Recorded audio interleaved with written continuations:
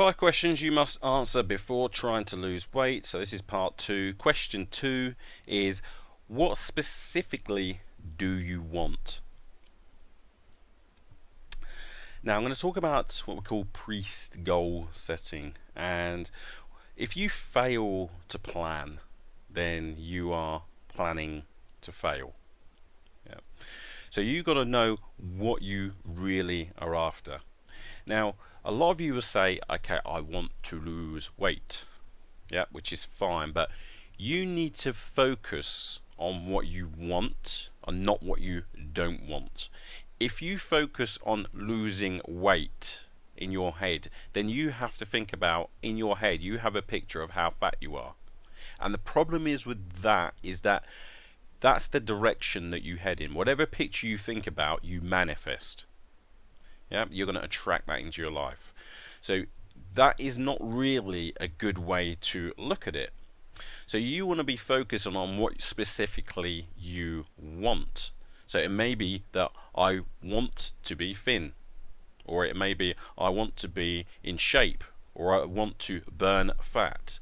But if to lose weight, you have to think about how fat you are. Yeah, to burn fat is an actual specific thing that you're actually going to focus in on. Yeah. So, and the other thing as well you need to focus on is, like, you need to set a goal as if now. So I am now, or I now have. Yeah. So positively stated. So that's the P. The R, resources required. So these are internal or can be external. What I mean by internal is it may be dedication, it may be motivation, it may be confidence to go and actually start things, it may be the fitness requirements.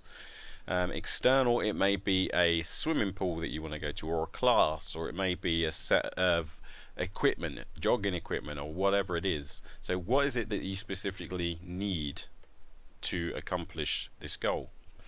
Now here's a big one, is initiated by self, and this is why I said if you set a goal like I want to lose 2 stone in 1 month, is not a good goal to set. Why is it not a good goal to set? Because you are not in complete control of how much weight you lose.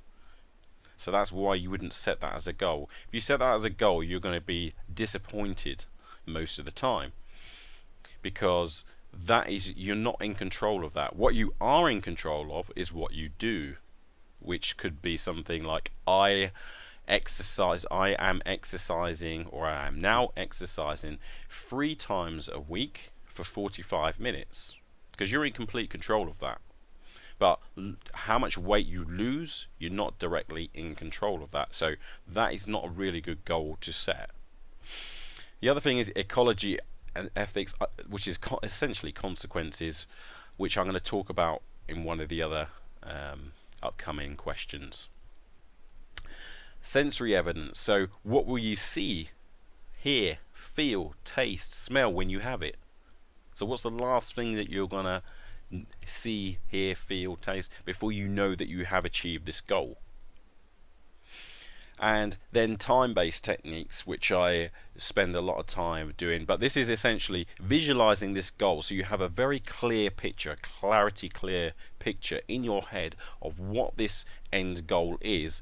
And then what you want to do is you take this picture and put it into your timeline, so that your unconscious mind goes out and seeks it out, and this will have things come attracting to you. It's quite a very good technique to use, but again, I'm not going to go into that here, but that's something that you want to essentially be doing as well. So that when you have a crystal clear picture of what you want, then it's going to be a lot easier for you to lose the weight as well and get to the fitness goals that you want to get to.